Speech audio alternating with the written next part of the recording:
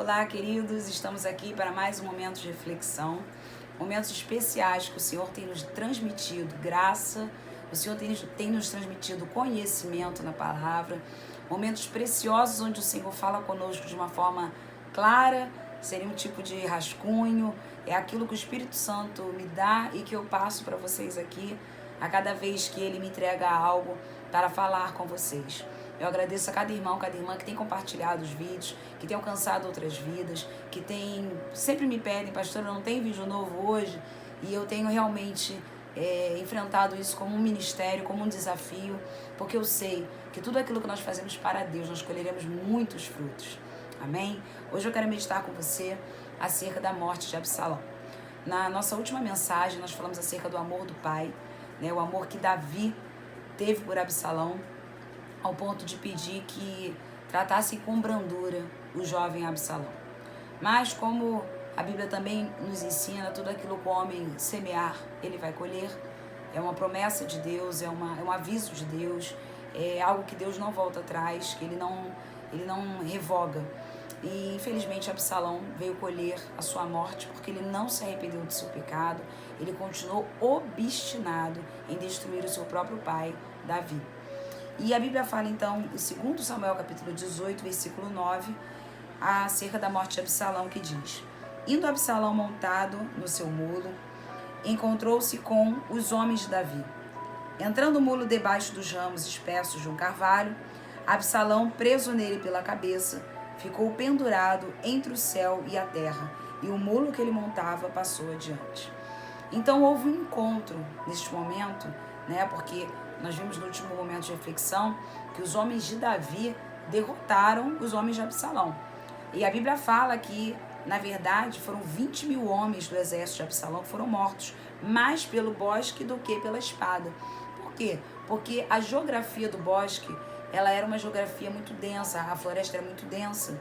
E os homens de Davi conheciam bem aquele local, mas os de Absalão não. Então os perigos do bosque mataram mais pessoas do que a própria espada. Isso mostra também para nós, ensina para cada um de nós o perigo do despreparo, o perigo de ir para uma guerra, entrar numa guerra estando despreparado. Por isso que o homem que constrói a sua casa sobre a rocha, ele está firme, mesmo quando vem a chuva, transbordam os rios, quando é grande a tempestade, mas aquele que constrói na areia nunca está preparado para dias difíceis. O exército de Absalão não foi preparado para dias difíceis, porque o exército de Absalão foi armado, organizado em cima de uma revolta, em cima de um ódio, em cima de uma trama.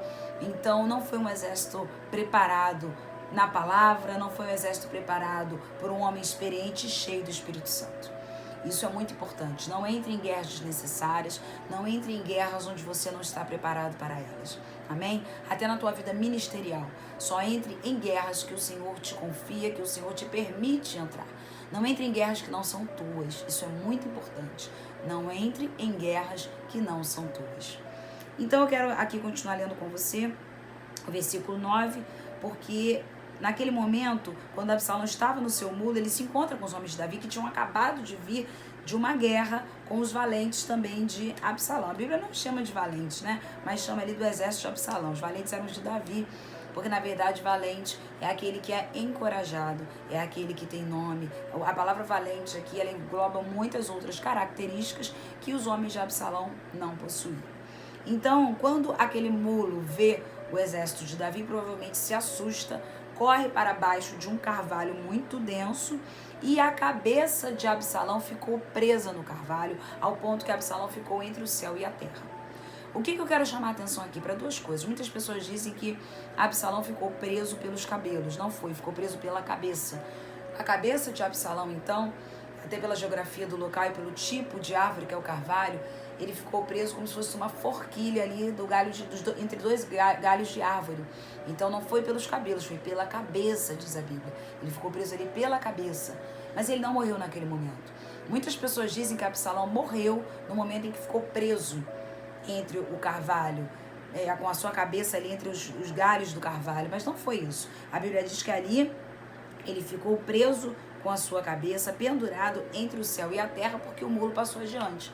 Então ele ficou como se fosse uma forquilha né, com a sua cabeça presa. E o que eu aprendo aqui neste versículo? O Espírito Santo falou comigo que muitas pessoas estão ficando presas nos seus pensamentos obstinados, na sua mente atada, presa em situações que elas criam na mente e que elas não conseguem mais sair delas. Preste atenção que a morte não foi provocada pela cabeça presa no carvalho, mas a morte foi consequência de uma mente atada, de uma cabeça presa em pensamentos obstinados. Porque o versículo 10 diz: vendo isto, um homem fez saber a Joabe e disse: vi Absalão pendurado num carvalho. Versículo 11: então disse Joabe ao homem que lhe o fizera saber: viste-o, porque logo não feriste ali, derrubando-o por terra, e forçoso me seria dar-te 10 moedas de prata e um cinto. Disse, porém, o homem a Joabe: ainda que me pesassem nas mãos 1000 moedas de prata, não estenderia a mão contra o filho do rei, pois bem ouvimos que o rei te deu ordem a ti, a Absai e a Itai, dizendo: guardai-me o jovem Absalão. Este homem que viu Absalão preso pelo pescoço, pela cabeça, no meio dos carvalhos, no meio do carvalho, é interessante que ele também, este mesmo homem, viu quando Davi pediu que usassem de brandura com Absalão. E este homem, então, que a Bíblia não dá nome, temendo o rei, temendo a ordem do rei, ele não quis ferir Absalão. Ele pensou na ordem de Davi. E aí Joabe, tomado obviamente também de um desejo de acertar as contas, de colocar tudo no seu lugar, mas também para que se cumprisse o juízo de Deus, o versículo 13 diz assim: se eu tivesse procedido traiçoeiramente, palavras deste homem, contra a vida dele, nada disso se esconderia ao rei, e tu mesmo se oporias. Versículo 14: então disse Joabe: não devo perder tempo assim contigo. Tomou 3 dardos e traspassou com eles o coração de Absalão, estando ele ainda vivo no meio do carvalho. Observe que então Absalão não morre por conta de ter ficado preso nos seus pensamentos, por conta de ter ficado preso pela cabeça, por conta de ter ficado preso no meio do carvalho. Absalão morre porque isso foi consequência da escravidão, da obstinação, dos seus pensamentos, da sua cabeça, pensando coisas que não deviam, pensando coisas que não eram verdade. E ali o coração dele é traspassado, ainda vivo, por Joabe. Aí entra a Bíblia no versículo 15, trazendo mais um detalhe pra gente, que diz assim: cercaram-no 10 jovens que levavam as armas de Joabe e feriram Absalão e o mataram. Ou seja, Joabe traspassa Absalão com 3 lanças no seu coração. Obviamente a Bíblia diz que aqueles dardos traspassaram o coração, mas também pode simbolizar a altura do tórax, do peito. E ali, quem na verdade acabou com aquele trabalho, por matar Absalão, também não foi pelas mãos de Joabe, mas aqueles 10 jovens que levavam as armas de Joabe feriram Absalão. Provavelmente começaram ali a espancá-lo, ou talvez transpassando ali outros dados, mas acabaram ali matando Absalão. Versículo 16: então tocou Joabe a trombeta, e o povo voltou de perseguir a Israel, porque Joabe deteve o povo. Ou seja, que povo era esse? O povo de Davi, aqueles que estavam do lado de Davi. Eles pararam de perseguir Israel, por quê? Porque o cabeça, Absalão, já estava morto. Versículo 17: levaram Absalão e o lançaram no bosque, numa grande cova, e levantaram sobre ele muito grande montão de pedras. Todo Israel fugiu, cada um para a sua casa. Absalão não teve um sepultamento digno. Absalão não teve direito de ser enterrado em Jerusalém, num sepulcro, num jazigo, num local onde ele tivesse ali um pouco de honra. Porque a morte dele estava lembrando quem ele era, e a maneira como o sepultaram lembraram também quem ele era. Ele perdeu a filiação de rei. E ele foi morto, ele foi sepultado, não como alguém que é um filho de um rei, não, mas como alguém quase como um indigente. Porque a Bíblia diz que ele foi simplesmente lançado ali no bosque, numa grande cova, e sobre ele ergueram muitas pedras. Porque ele perdeu a filiação. E até no momento da morte, Deus estava querendo nos mostrar que quando nós perdemos a filiação do rei, muitas coisas acontecem que até na hora da morte, o nosso nome não é honrado e não é lembrado. E ele não foi enterrado como filho de um rei. Na Bíblia, Deus preserva muito isso. Todos os homens e mulheres de Deus que faleceram, que morreram, eles tiveram honras também no momento da morte. Eles tiveram seu nome lembrado, tiveram uma sepultura digna, tiveram um sepulcro. Como Jesus, lembra de Jesus? Que porque teve um sepulcro novo. Deus preparou para ele, né, o sepulcro de José de Arimateia, um túmulo novo, um túmulo que José ainda não tinha inaugurado, nem ele, ninguém da sua família, mas a Bíblia fala que José de Arimateia doa o seu sepulcro, que era muito caro. Um jazigo aqui nos dias de hoje custa muito dinheiro. Se você pesquisar na internet quanto custa, por exemplo, um jazigo no cemitério do Caju, como eu já fiz essa pesquisa certa vez, e custa muito dinheiro. Eu já vi jazigos de 300 mil reais. Então, naquele tempo, José de Arimateia, que era um homem rico, tinha muito dinheiro, comprou um jazigo novo onde ninguém tinha sido posto, e ele deu esse sepulcro, esse túmulo para Jesus ser enterrado de forma digna, porque a profecia também precisava se cumprir. A Bíblia já, acerca de Jesus, profetizava que ele seria enterrado com os ricos. Então isso se cumpriu através da vida de José de Arimateia. Fechando esse parênteses, já com Absalão, não. Ele não teve a sepultura digna de um filho de um rei, de um príncipe. Ele não teve uma sepultura digna por causa da sua rebeldia, por causa da sua revolta, por causa da sua obsessão. Porque a Bíblia fala que a obsessão, irmãos, a obstinação é como um pecado de feitiçaria. A Bíblia fala que a obstinação é como um pecado de feitiçaria para Deus. É algo que Deus abomina, pessoas que são obstinadas em seus pensamentos. Por isso que Deus precisava cumprir ali com o seu juízo, para que outras pessoas aprendessem com a situação de Absalão. Que não vale a pena você se revoltar contra o que Deus estabeleceu. Não vale a pena você se rebelar, né? Organizar nenhum tipo de revolta contra o que Deus estabeleceu, porque o que Deus estabeleceu vai se cumprir. Você querendo, eu querendo ou não, a vontade de Deus é soberana e a vontade de Deus precisa prevalecer em nossas vidas. Por isso, nenhum tipo de revolta, nenhum tipo de pensamento obstinado, obsessivo vale a pena. Que Deus vai continuar cumprindo os seus planos em nossas vidas. Queira o inimigo ou não, queira o diabo ou não, queira aqueles que nos afrontam ou não. Isso é muito triste. O final de Absalão é muito triste. É triste para Davi. Eu me coloco no lugar de Davi como pai, sabe? Eu penso no que pensou Davi no momento da notícia, que a gente vai falar no outro momento de reflexão. Mas que pena o filho que ele tanto amava terminar desta maneira. É tão triste como quando nós vemos homens e mulheres de Deus que começam muito bem e terminam muito mal.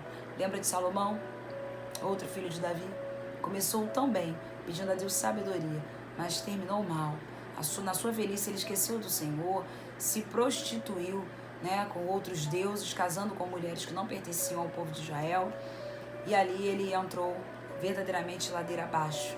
Né? Foi quando ele decidiu escrever o livro de Eclesiastes, porque ele já tinha cometido tantos erros e ele já estava ali no final da sua vida para falar sobre a velhice. Que nós tenhamos atenção, queridos, enquanto temos tempo. Que nós sejamos pessoas sábias em Deus.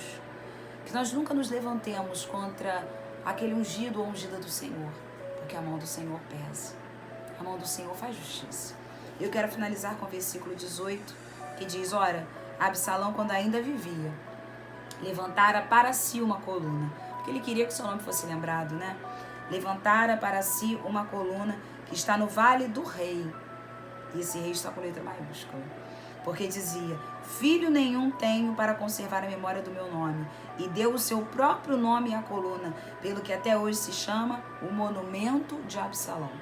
Então Absalão, quando era vivo, estava vivo ainda, ergueu uma coluna que está no vale do rei, rei com letra maiúscula, apontando para o rei Jesus, apontando para Davi.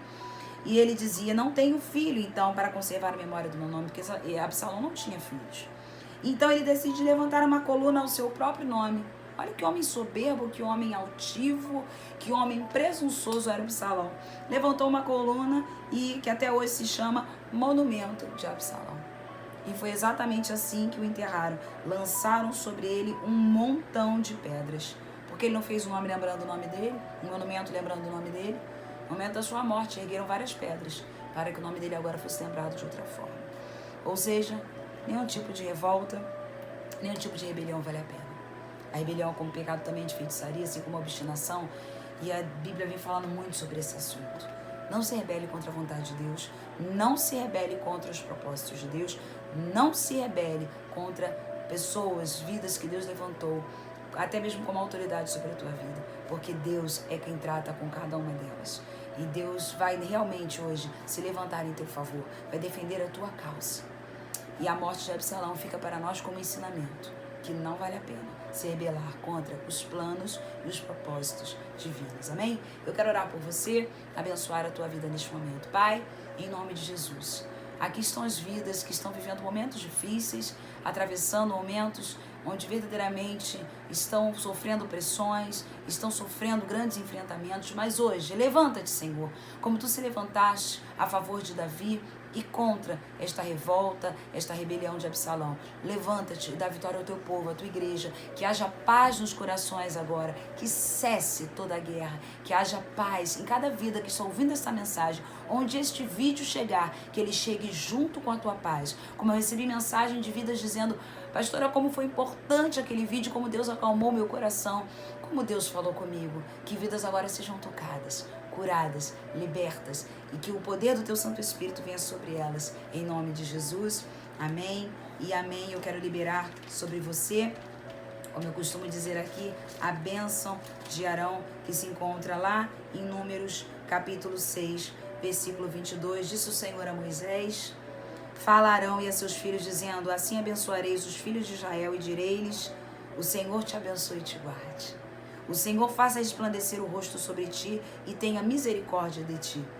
O Senhor sobre ti levante o rosto e te dê a paz. Deus abençoe a todos em nome de Jesus e até o nosso próximo momento de reflexão. Amém?